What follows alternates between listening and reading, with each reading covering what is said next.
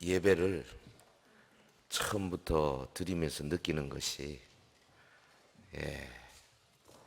우리 좌석에 앉아 계신 여러분들, 또 온라인으로 함께 하신 여러분들, 예배하는 마음의 자세도 참 좋은 것 같고요. 특별히 우리 오랜만에 또 찬양대가 이렇게 기도송부터 장로님 기도하고, 저는 그 기도송 가운데 그 곡이 제일 좋은 것 같아요. 전국을 많이 다녀봤지만 아주 좋은 곡을 선곡하신 것 같고, 또 하나님의 은혜로 있을 데 없는 자 찬양도 좋고, 또 우리 목사님 아주 듬직한 몸으로 사회도 잘 보시고, 은혜가 넘칩니다. 좀 웃어요. 오늘은 이 교회에 대해서 좀 생각해 보려고 합니다. 교회. 그 성도들에게 있어서 교회는 매우 친숙한 단어예요. 하지만 또 많은 경우에 오해를 많이 하는 단어이기도 합니다. 교회가 뭐냐? 뭐 하는 곳이냐? 왜 필요하냐? 누가 만들었느냐? 혹은 교회 앞으로 나가는 방향, 앞으로 10년, 20년, 50년 후에 교회는 어떻게 될 것인가? 하나님이 교회를 통해서 뭘 이루고 하시는가? 뭐 이런 여러 가지 것들에 대해서 이 교회론 조직신학적으로 접근하지 않고요, 그냥 우리 성도 여러분들이 쉽게 말씀을 잡수실 수 있도록 이렇게 오늘 한번 말씀을 전해 보겠습니다. 교회에 대한 오해가 많이 있어요. 예를 들면 사람들이 교회를 건물과 연관지어 생각을 많이 하는 것 같아요. 우리 서현 교회 하면은 각 부서 열심히 기도하고 찬양하고 말씀 좋아하고 이런 게 아니고요. 서현 교회 하면은 돌집. 이 잘못된 거예요, 지금. 교회는 원래 건물이 아니거든요. 또 예를 들어서 많은 목회자들이요, 제가 아는 목회자들 그렇습니다. 그 목회 성공이 뭐냐? 내가 목회하는 가운데 멋진 건물을 지으면 성공했다. 이것도 잘못된 생각이에요. 교회 성장, 그러면 멋진 건물을 짓고, 요즘은 또 이런 식으로 사각형으로 안 짓잖아요. 딱 부채꼴로 이래가지고 대단하죠. 그리고 멋진 음향시설에다가 화면에다가, 그러면 내가 목회 성공했다, 성장했다. 그거 아닙니다. 이 교회에 대해서 제대로 우리가 성경적인 개념을 가져야 할 필요가 있습니다. 어떤 분들은 교회 하면 어떤 특정 종파, 교단, 이거 아주 밀접하게 생각해요. 그래서 장로교, 감리교, 성결교, 침례교, 그리스도의 교회, 조금 더 나가면 로마 카톨릭도 교회로 치려고 하는데 저는 안 칩니다, 그거. 일반인들은 쳐요. 근데 우리 머릿속에 교회와 이런 교단 혹은 교파, 이게 강하게 연결되어 있는 사람은 교회를 보는 눈이 잘못될 가능성이 큽니다. 오늘 성경에 나타난 이 교회의 모습 같이 좀 살펴보는데요, 특별히 영국의 니키 건블이 쓴 Questions of Life, 뭐랄까요, 인생의 질문들, 이런 책 저 뒷부분에서 제가 많은 부분을 좀 이렇게 참조를 했습니다. 근데 그 교회의 이미지에 대해서 좀 생각을 하겠습니다. 이분에 의하면 교회는 한 100가지 이상의 이미지가 있다 그래요.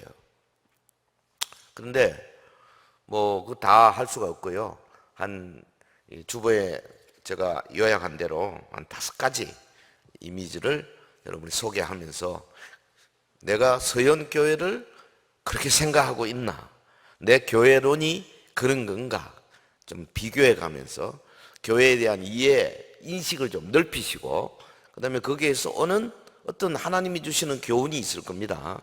그걸 붙드시는 시간이 되기를 주의 이름으로 축원합니다. 그 미래학자 레너트 스위트라는 사람이 이미지에 대해서 한 말이 있어요. 은유와 이미지. 뭐라 그랬냐면 그 생각과 의식을 전달하는 언어의 본래 모습인 원래 은유라는 겁니다. 신앙의 전달도 사실은 이미지나 은유로 전달된다. 그러니까 특별히 지금 21세기에 문화 소통이 그 예전에는 글이죠. 글에서 이미지로 옮겨가는 시대다. 그 맞는 것 같아요. 요즘은요. 예전에는 그 광고 같은 거 할 때도 보면은 제가 그 옛날 수십 년 전에 그 회사 다닐 때 저도 그 광고 초안을 좀 만들어 가지고 이렇게 저희들 만드는 그 기계를 한 적이 있어요. 그때는 어떻게 했냐면 우리 기계는 스펙, 속도가 얼마고 시간당 생산량이 얼마고 그래서 뭐 어쩌고 저쩌고 이런 거 했어요. 근데 요즘은 그런 게 없더라고요. 뭐 차 신형 무슨 뭐 소나타나 뭐가 나오면요. 그 뭐 소나타가 뭐 안에 뭐 스펙이 어떻고 저쩌고 그런 거 그거 없잖아요. 그냥 샹 달리는 거 이미지. 그 옆에 자동차하고 별로 관계도 없는 여자가 딱 서서 웃는 이미지 뭐 이런 거거든요. 요즘은 이미지 시대예요. 근데 예수님도 보면 말씀을 전하실 때 이 은유로 많이 하시고 비유로 하시고 이미지로 말씀을 많이 전하셨어요. 이 레나트 스위트가 하는 말이 바로 그 말입니다. 예수님께서 복음을 전하실 때 글이나 명제나 요점보다는 오히려 이미지를 가지고 복음을 전하셨다. 맞는 이야기죠. 예를 들면 씨 뿌리는 비유 탁 던지는데 거기서 정말 우리가 어떻게 하나님 말씀을 받아야 하는지 내 마음밭이 어때야 되는지 천국은 어떤 사람이 가는 것인지 아주 쉽게 다가오지 않습니까? 자, 교회 성경에 나타난 교회의 여러 가지 이미지 가운데 한 5가지 좀 짧게지만은 여러분 하나하나 외우시기를 바랍니다. 자, 첫 번째 교회는 하나님의 백성이라고 하는 이미지입니다. 따라합시다. 교회는 하나님의 백성이다. 교회는 하나님의 백성이다.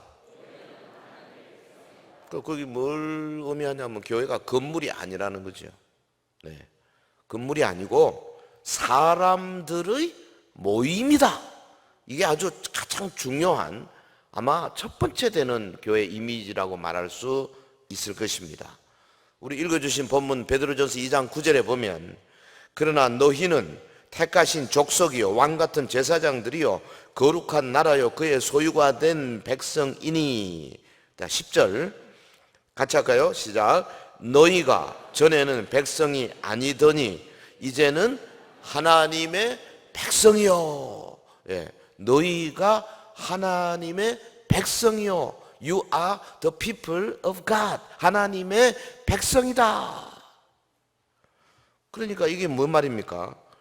원래 교회에 해당하는 헬라어 에클레시아라는 말이요. 그 사람들의 모임이란 회중 혹은 사람들의 모임 그런 뜻이에요.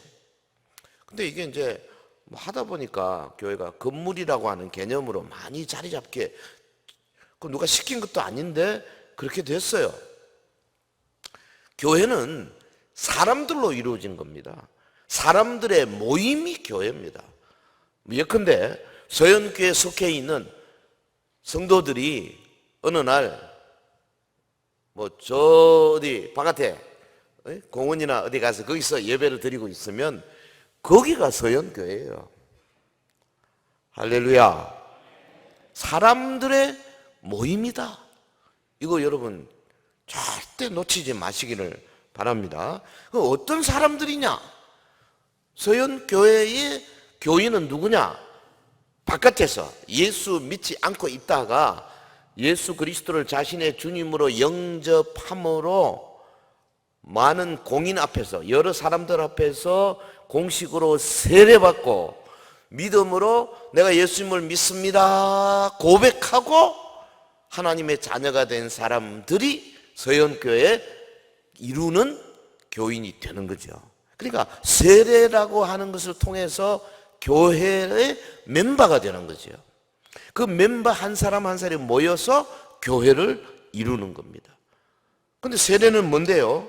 죄로부터 깨끗함 받는 거 아닙니까? 고린도서 6장 11절.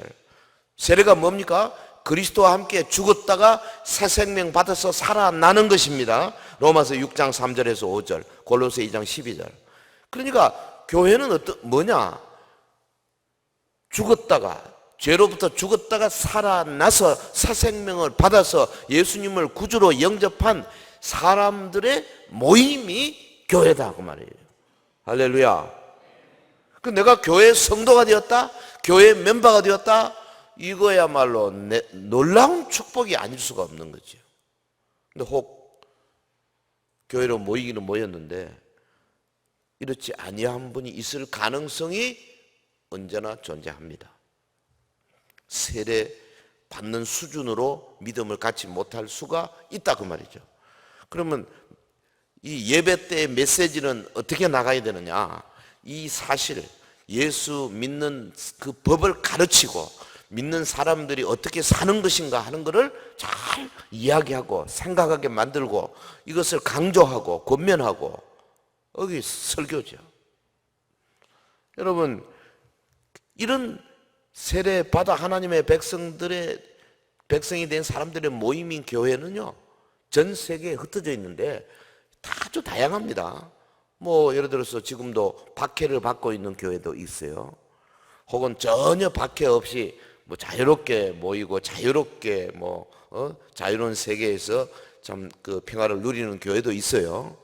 지금 제3세계 교회들이 보면은 좀 여러 가지 경제적으로 부족하고 문화적으로 부족하지만 어찌 보면 많은 사람들이 매주 새로이 예수를 믿게 되고 교회에 들어오는 사람들, 솔직히 부흥하는 사람들이 많습니다. 저 남미라든지 아프리카 남부, 북부, 그 다음에 동북아시아, 특별히 우리 한국, 또 중국도 눈에 보이지 않게 지하교회가 많이 지금 생기고 계속 있어요.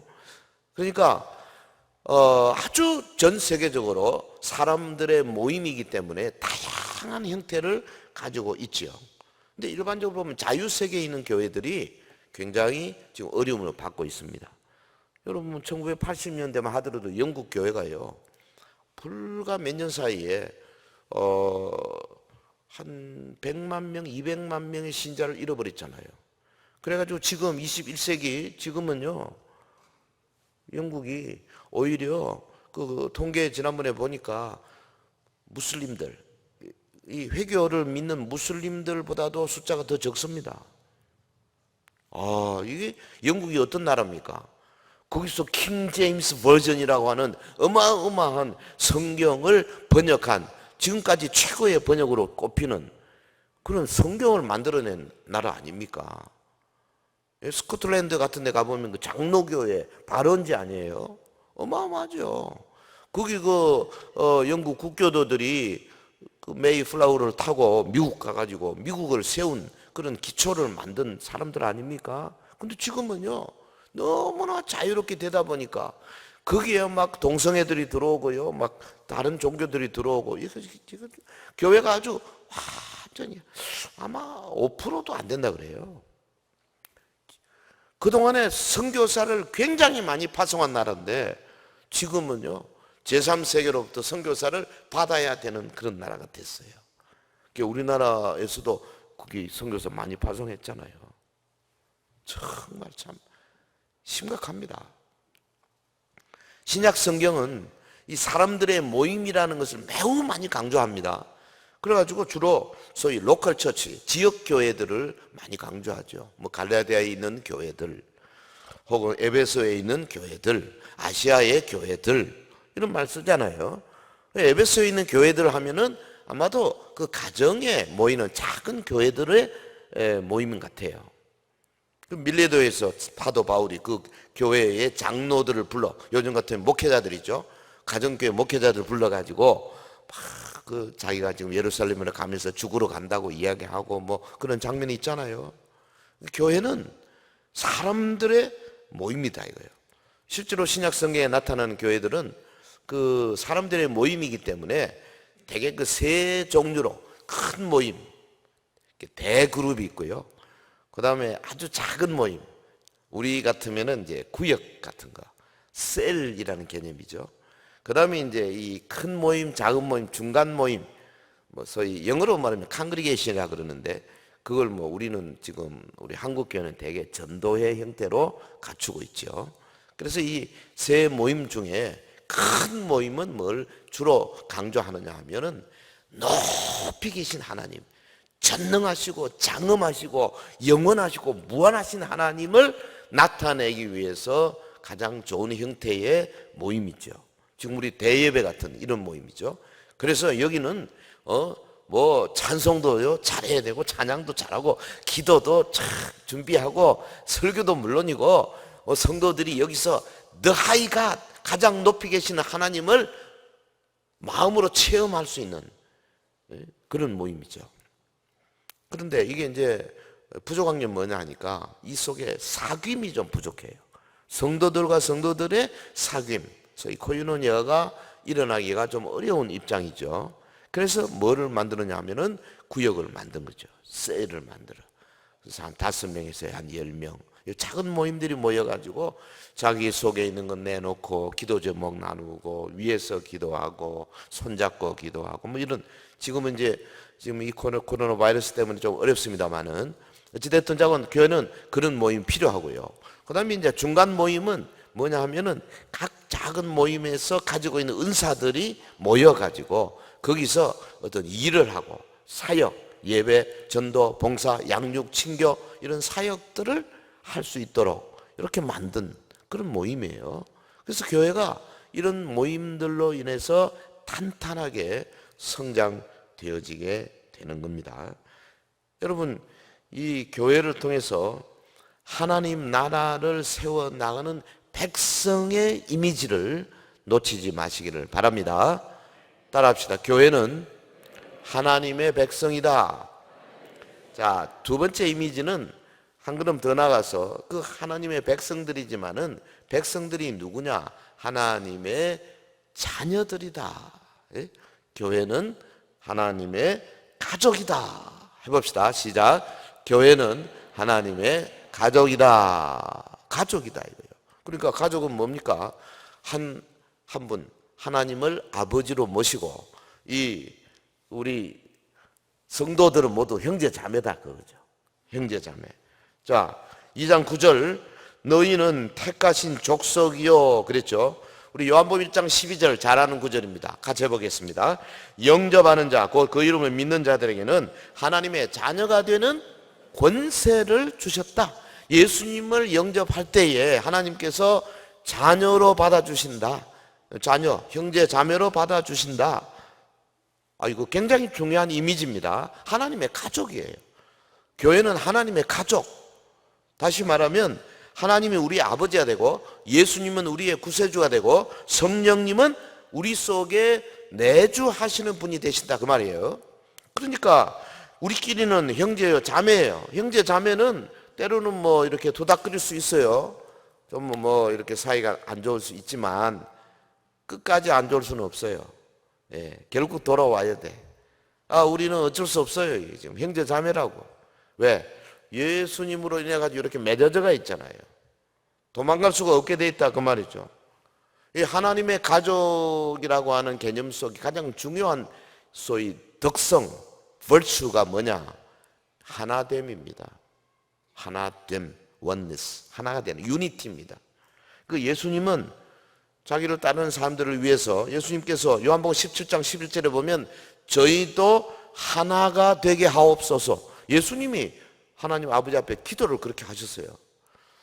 여러분, 사도 바울이 에베소 4장 3절에 뭐라 그랬습니까? 평안의 매는 줄로 성령이 하나 되게 하신 것을 어떻게 지키라?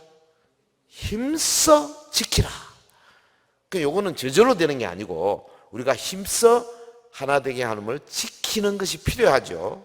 예를 들면 모든 단계에 있어서 하나 되는 거, 대그룹에서도, 전도회에서도, 혹은 셀에서도 하나 되는 거 힘써 지켜야 됩니다. 교단들 사이에서도 뭐 장로교, 침례교, 성결교, 감리교, 이 교단들 사이에 우리 신학이 좀 다르죠. 그러니까 신학자들이 모여서 그 신학을 연구를 하면서 그래도 공통적인 하나 되는 점이 어떤 점인가 서로를 공유하면서 어떻게 하든지 하나 되게 하려고 노력을 하셔야 돼요. 적어도 우리는 사도신경을 고백하는 그런 교단들이면 하나 될 수 있다고 생각을 합니다. 네. 근데 예를 들어서 성부, 성자, 성령, 삼위일체 하나님을 부정한다. 그건 이단이 되는 거죠. 성령 하나님을 부정하고 성령이 무슨 권세다, 권력이다, 세력이다, 바람이다 이렇게만 주장하는 그 미국의 어떤 이단이 있잖아요. 그건 같이 교제할 수 없는 거죠. 예수님은 신성과 인성을 같이 가지고 있는데 예수님의 신성을 부정하는 사람 같이 할 수 없죠. 성경은 하나님이 영감된 말씀인데 성경을 무슨 유대인의 하나의 역사적인 책으로 보는 사람들과는 같이 할 수 없는 거죠. 그건 같이 할 수 있는 어떤 바운더리는 분명히 있습니다만은, 그러나 신학자들이 이걸 연구를 잘 해서 이분들하고는 같이 할 수 있다 할 때는 하나됨의 중요성을 우리가 다시 한번 강조해야 돼요. 왜? 이 교회는 지역교회 한 교회만이 아닙니다. 모든 예수님을 믿는 모든 이 세상의 교회는 하나님의 가족이기 때문에 그렇습니다. 가족은 사귀도록 부름받은 거죠. 사귐. 사귐을 나타내는 헬라어가 코이노니아입니다. 해볼까요? 코이노니아. 근데 이 코이노니아는 원래 가장 친밀한 관계인 부부 관계에 사용되는 단어예요. 그러니까 우리는 하나님과의 코이노니아, 성도들과의 코이노니아, 또 교회와 다른 교회들과의 코이노니아, 이게 얼마나 중요한지 이걸 잊어버려서는 안 되는 거죠. 히브리서 10장 24절에 그랬어요. 서로 돌아보아 사랑과 선행을 격려하며 모이기를 피하는 어떤 사람들의 습관과 같이 하지 말고 오직 권하여 그날이 가까움을 볼수록 더욱 그리하자. 마지막 때가 되면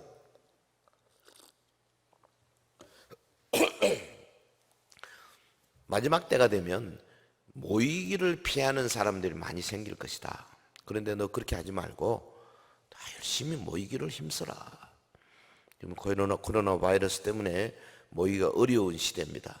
그럴수록 우리가 최선을 다하여 모이려고 힘쓰는 것이 매우 중요하다. 다시 한번 강조를 합니다. 왜? 우리 모두는 한 아버지를 모신 형제예요, 자매예요.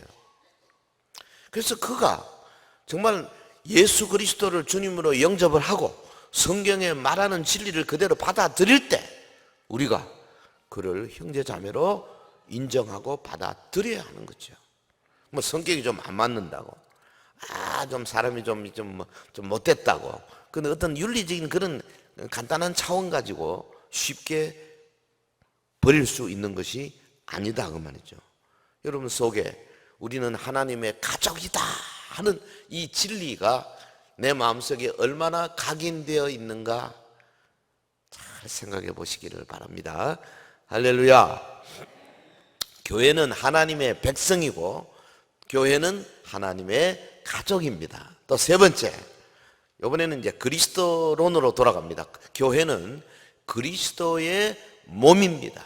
같이 합시다. 시작. 교회는 그리스도의 몸이다. 시작.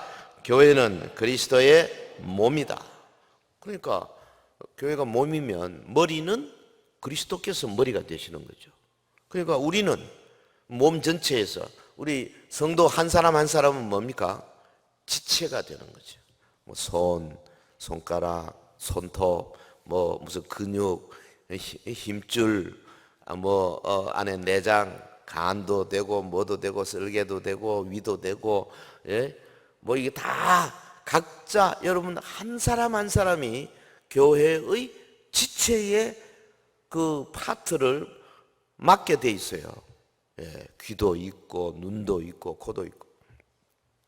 그러니까 이 원리를 우리가 어디서 가장 쉽게 발견하느냐 하면은 사도행전 9장에 사도 바울이 아직 사울이었을 때 다메섹을 향하여서 막 살기 등등해서 예수 믿는 자들 다 잡아주겠다 하고 갈 때 예수님께서 하늘로부터 강한 빛으로 때렸잖아요. 떨어졌습니다. 아마 말이나 노새를 타고 가다 굴러 떨어졌겠죠. 소리를 듣습니다. 사울아 사울아 네가 어찌하여 나를 박해하느냐. 그 사울이 뉘십니까? Who are you? 물었어요. 나는 네가 박해하는 예수다 그랬어요. 아니 사울이 직접 예수님을 본 적이 없어요. 박해한 적이 없어요. 사울이 박해한 거는 예수 믿는 사람들의 모임을 박해한 거예요. 그렇게 예수님은 지금 사울에게 뭘 말씀하십니까? 예루살렘에 있는 그 교회가 바로 나다 이거죠. 그래서 아이덴티피케이션. 예수님은 교회를 자기와 동일시해 주신 거죠. 할렐루야. 교회는 그리스도의 몸이에요. 그럼 바울이 이걸 얼마나 잘 알았겠습니까? 자기가 이것 때문에 호련히 변화해서 하나님의 사도가 됐는데, 그래서 이 사상을 가지고 점점 그가 이제 구약과 여러 가지 신학적인 것을 연구하면서 점점 교회론을 넓혀 나간 게 어딥니까? 고린도전서 12장 아닙니까? 거기 뭐라 그랬어요? 12장 가보면 몸이 하나인데, 근데 이게 획일적이 아니다 이 말이죠. 우리가 서로 그 몸을 이루지만은 손과 발은 다른 거다. 눈과 입은 다른 거다. 생각해 보세요. 여러분 눈하고 발가락하고 둘을 한번 비교해 보십시오. 어느 게 중요합니까? 우리가 얼핏 보기에는 눈이 중요한 것 같죠. 근데 주님은 그렇게 말씀하지 않으셨어요. 여러분 몸에는 여러 지체들이 있지만은 그 지체됨에 대해서 대개 두 가지로 오해를 해요. 하나는 뭐냐면 열등감입니다. 열등감. 이게 뭐냐? 나는 다른 사람들에게 뭐 나누어 줄 게 없다 이렇게 생각하는 거죠. 지체 가운데 아마 그 구두 속에 항상 들어가 있는 발가락이 그럴 거예요. 아이, 나야 뭐 눈이나 저 입이나 코를 보고 그렇게, 야 너는 좋겠다. 너는 대표적으로 너를 나타내고, 나는 뭐냐 이거 양말 속에 맨날 들어가지고 끼끗해봐야 무좀이나 걸리고. 이 열등감. 또 하나 잘못된 것은 뭐냐 하면 이 우월감. 나는 당신이 필요 없어. 당신은 없어도 나는 잘 살아. 교회에서요 이 우월감이 저는 볼 때 열등감보다도 더 큰 죄입니다. 교회는 하나님께서 알아서 모든 지체로 하여금 각자의 역할을 하도록 이렇게 만들어 놨다고 성경이 되어 있어요. 아멘. 담임 목사님도 필요하고 장로님도 필요하고 권사님, 집사님 다 교사도 필요하고 다 필요하고 바깥에 안내요원도 필요하고 무슨 식당에서 일하는 분도 필요하고 혹은 사역을 맡아가지고 여기저기 바깥에 나가서 발 마사지 하는 사람도 필요하고 반찬 나누는 사람도 필요하고 다 필요해요. 근데 누가 우월하고 누가 열등하고 그런 거 없다 그 말이죠. 그 이야기를 하고 있는 겁니다. 몸 가운데 고린도전서 12장 25절 바울이 이야기합니다. 몸 가운데 분쟁이 없고 오직 여러 지체가 서로 같이 돌보게 하셨느니라. 26절 만일 한 지체가 고통을 받으면 모든 지체가 함께 고통을 받고 한 지체가 영광을 얻으면 모든 지체가 함께 즐거워하느니라. 할렐루야. 어느 가정에 교회 교인들과 어느 가정이 막 경조사 아주 축하할 일이 있으면 막 같이 축하해주고, 또 좀 어려운 일이 생겼다, 슬픈 일이 생겼다 이러면 다 같이 내일처럼 생각하고, 이게 교회예요. 여러분 얼마 전에 며칠 전에 그 서해에서 피살당한 우리 어느 공무원, 그 한 분 때문에 우리 대한민국의 국민들이 다 느끼잖아요. 사실 우리 얼굴도 모르죠. 말하면 한 번도 없죠. 뭐 아무 관계도 없는 것 같은데도 한국 사람이란 것 때문에 그래서 정부가 늑장대응하고 군에서 말이죠 이상한 소리 하고 그러니까는 막 저도 뭐 여기 보니까 무슨 카카오톡이니 뭐니 막 그냥 막 그 정부를 향해서 막 부르짖는 이 원망에 찬 소리들이 어마어마하게 올라오더라고. 또 뭐 북한에서 뭐 미안하다 한마디 오니까 또 그걸 가지고 또 역으로 막 다행이다 하는 엉뚱한 사람이 죽었는데 다행인 게 어디 있어요? 거기에 대해서 그 한 사람에 대해서 얼마나 많은 그런데요 여기에 사실은 정치적인 그런 이념적인 게 깔려 있기 때문에 이게 더 증폭이 된다고 생각을 해요. 하지만 교회는 그렇지 않습니다. 교회는 이념적인 거 정치적인 거 다 떠나서 온전히 원리적으로 가족이고 하나고 몸이고 지체고 그래서 한 지체가 아프면 다른 지체가 아플 수밖에 없는 게 참 교회다 그 말이죠. 예. 저 엊그제인가 어디 탁 가다가 탁 부딪혔어요. 제가 잘 부딪혀요. 왜냐면 항상 엉뚱한 생각하고 가고 있기 때문에 앞에 누가 오는 걸 잘 못 봐. 스크래치가 쫙 났어요. 샤워를 하는데 아프더라고. 근데 거기만 아픈 게 아니더라고.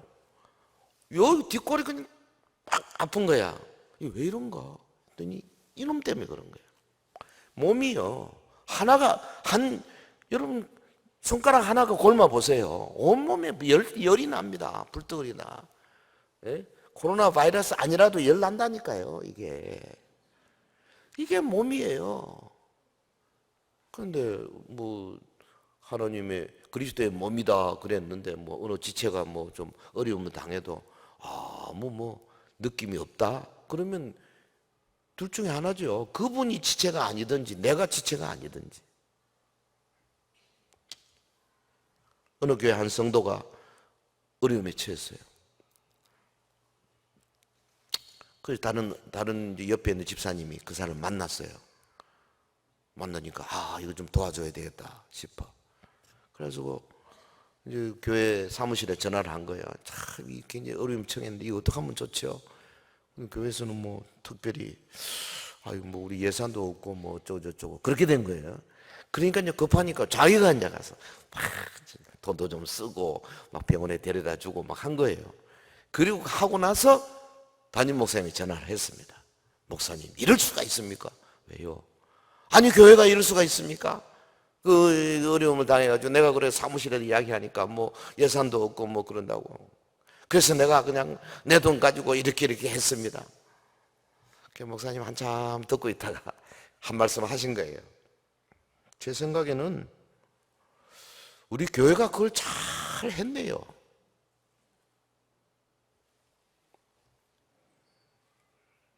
이쪽엔 못 알아듣는 것 같으네. 아니 도와준 그 사람이 교회다 그 말이에요. 자기가 교회에 자기가 잘했지 뭐. 그래서 구역이 있는 거예요. 왜 목사님 보고 자기가 잘한 겁니다. 그게 교회는 원래 그런 거예요. 지체. 여러분 돌이 날아옵니다. 가만히 있으면 그냥 이마가 깨지겠죠. 그런데 왜 왼쪽 손이 팍 올라가서 대신 맞아줍니까? 몸이기 때문에 맞아주는 거예요. 한 몸. 할렐루야! 이 그리스도의 몸이라는 개념 여러분 놓치지 마시기를 바랍니다. 이걸 조금 이제 문자를 쓰자면 지체의 삶이라 그렇게 영어로는 body life 이렇게 써요. 내가 body life를 살고 있나? 지체의 삶을 살고 있지 않으면 그 A급 성도라고 볼 수가 없습니다. 아무리 딴 걸 잘해도요 지체의 삶, 다시 말하면 옆에 있는 분들과 같이 삶을 막 나누면서 어디 하나가 아프면 이쪽 손이 아프면요 왼쪽 손이 가서 만져주게 돼 있어요. 구조적으로 여기가 아마 건지러우면요 손이 빨리 올라서 그걸 긁게 돼 있어요. 아니 쥐가 건지럽지 왜 내가 왜 해 귀찮게. 그래도 내가 하는 겁니다. 이게 지체의 삶, body life. 하나님은 우리 몸은 그렇게 만들어 놨어요. DNA를 그렇게 만들어 놨어요. 그럼 교회는 성도들이 들어오는 순간 DNA가 바뀌어 가지고 그렇게 되어야 참 성도가 되는 줄 믿습니다. 자, 달려갑니다. 네 번째, 교회는 거룩한 성전이다 그랬어요. 같이 합시다. 시작. 교회는 거룩한 성전이다. 이게 무슨 말이냐? 하나님께서 성령으로 거하시는 곳이다 그 말이에요. 하나님께서 에베소 2장 20절에 너희는 사도들과 선지자들이 터 위에 세우심을 입은 자라. 그리스도 예수께서 친히 모퉁이돌이 되셨느니라. 그의 안에서 건물마다 서로 연결하여 주 안에서 성전이 되어 가고 너희도 성령 안에서 하나님이 거하실 처소가 되기 위하여 그리스도 예수 안에서 함께 지어져 가느니라. 그러니까 지금 성도들이요 이 성령 안에서 성전이 되어 가고 있는 거죠. 여러분 교회의 또 다른 이미지 거룩한 성전이다. 이게 성경에서요 이 건물 이야기 유일하게 한 게 바로 이겁니다. 근데 이게 어떤 건물이냐? 살아있는 돌로 만들어진 건물이죠. 우리 한 사람 한 사람이 살아있는 돌이라는 이야기죠. 그러니까 이게 성령님이 계시는 살아있는 돌로 만들어진 성전, 거룩하죠. 교회는 거룩한 곳입니다. 교회는 거룩하지 아니한 것이 자리할 수 없는 곳입니다. 성도들의 모임 속에는 거룩하지 아니한 것이 자리할 수 없어요. 그게 거룩하지 아니한 것이 들어오는 순간 성전의 개념이 깨지게 돼 있어요. 그래서 교회 안에는 세속적인 것이 들어오지 못하도록 막아내야 할 여러분 항체를 가져야 돼요. 백신을 좀 맞아야 된다고. 설교 말씀은 여러분이 백신을 맞게 하는 거예요. 이번에 아마 그 코로나 바이러스 백신 쉽게 맞아서는 안 될는지도 모릅니다. 예. 저는 개인적으로 중국에서 오는 백신은 절대 맞아서 안 된다고 나는 생각해요. 예. 그 사람은 못 믿어. 그래도 그 파이저나 혹은 뭐 미국의 모더나나 이런 데서 만드는 그 mRNA 백신은 그래도 좀 신뢰성이 있지 않을까 싶긴 해요. 뭐 그전에도 몇만 명이 먼저 몇십만 명이 먼저 맞을 거니까 그거 보고 맞아야지 우리는. 예. 좀 야가야 됩니다. 예. 너무 빨리 맞지 마세요. 이번에 독감 보세요. 먼저 맞아가지고 지금 애를 태우고 있잖아요. 하나님께서 우리에게 주신 지혜입니다. 자, 구약에서는 성전의 예배가 중심이었어요. 그러니까 하나님의 임재에 다가가기 위해서 구약에서는 성전에 특별히 제사장들, 그중에 대제사장, 굉장히 그 선택된 사람들이 하나님께 가까이 갈 수 있었어요. 그러나 신약에 와서 예수님께서 친히 자신의 몸으로 모든 죄값을 치르고 난 다음에는 성전 휘장이 갈라졌잖아요. 이제는 예수님의 그 임재, 이거는 더 이상 물리적인 어떤 건물 안에 있지 않습니다. 하나님의 백성들의 모임 속에 예수님이 임재하시겠다고 약속하셨어요. 할렐루야. 두세 사람이 내 이름으로 모이는 곳에 나도 함께 한다 약속하셨어요. 왜? 우리가 주님의 자녀고 그리스도의 몸이기 때문에 그런 거죠. 예? 그러니까 이 구약의 언약에 따르면 하나님 아버지께 가까이 가는 것은 제사장 외에는 못 갔어요. 그러나 지금은 예수님으로 말미암아 우리 한 사람 한 사람이 하나님께로 갈 수 있는 거죠. 그래서 뭐라 그랬어요? 마틴 루트도 만인 제사장, 우리 한 사람 한 사람이 제사장이다 그렇게 말했잖아요. 예. 오늘날 희생 제물을 드리는데 이제 더 이상 예수님이 친히 단번에 희생 제물을 드렸기 때문에 더 이상 그런 희생 제물을 드리는 제사장이 필요가 없어요. 우리 한 사람 한 사람이 주님의 그 희생을 기억하면서 거룩한 성전인 교회로 모여서 이제는 주님이 주시는 그 놀라운 성찬 주의 떡과 잔에 참여하면 되는 거죠. 떡과 포도주, 주님의 찢기신 물, 그 몸, 그 흘리신 피, 이거를 생각하면서 성찬에 참여하는 거죠. 여러분, 그래서 우리의 죄가 사해지고 사라지게 된 것을 감사하며 뒤돌아보고 성찬에 참여하면서 장차 주님과 함께 어린 양의 혼인잔치에 참여할 것을 바라보고, 그것이 교회의 아름다운 모습이에요.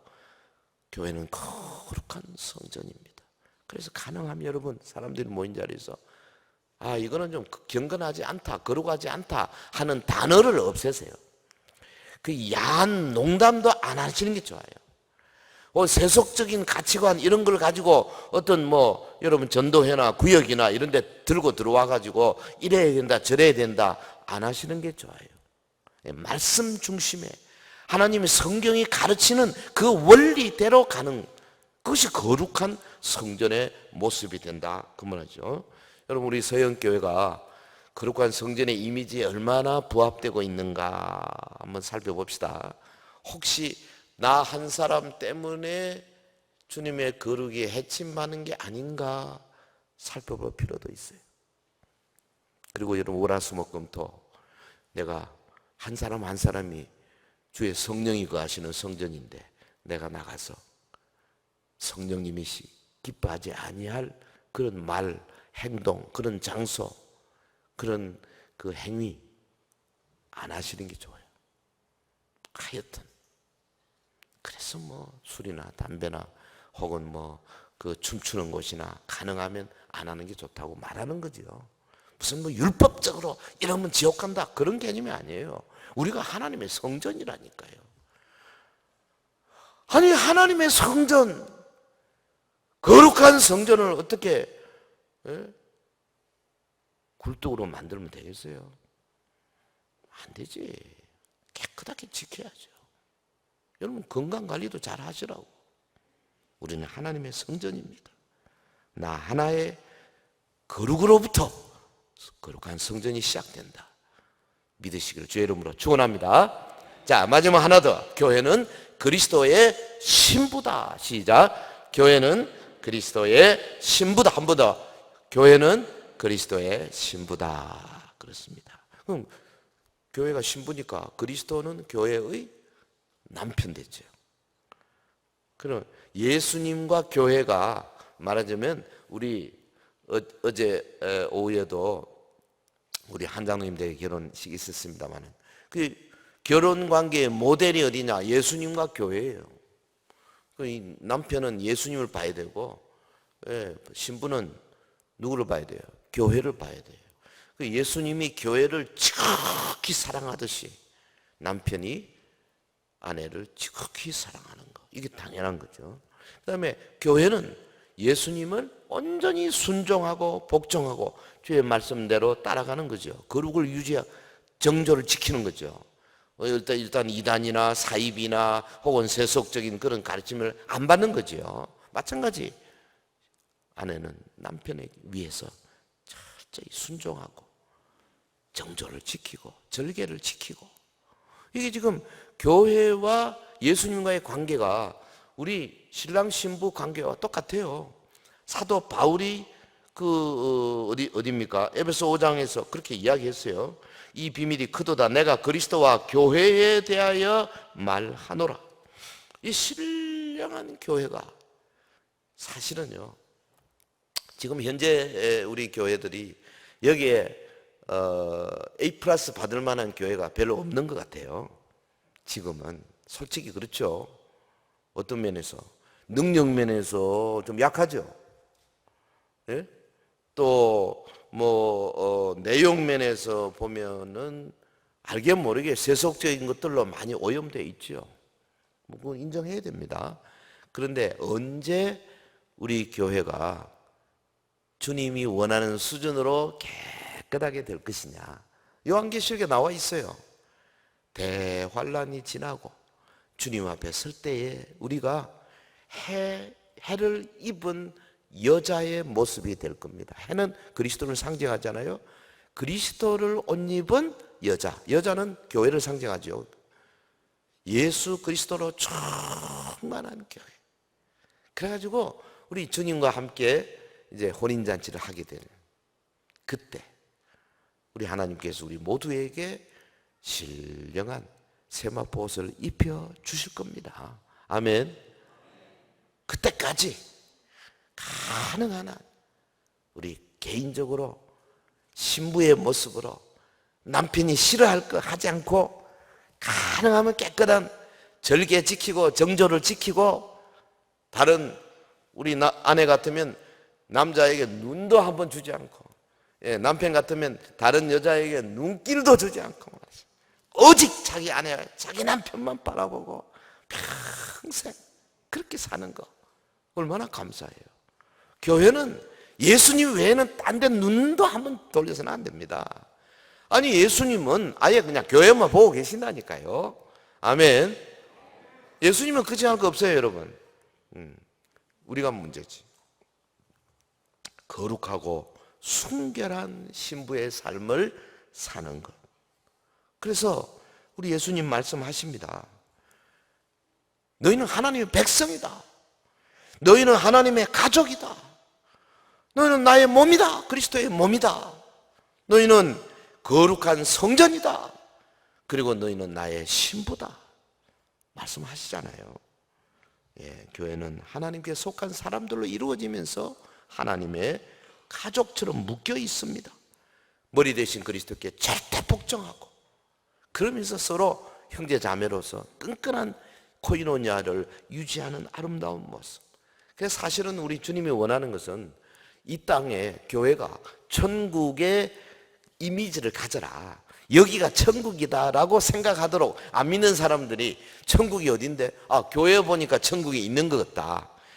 지금은 조금 한 2% 부족할지 모르지만 이제 그 교회의 모습이 더 발달되면 저게 천국이다, 이렇게 말하도록.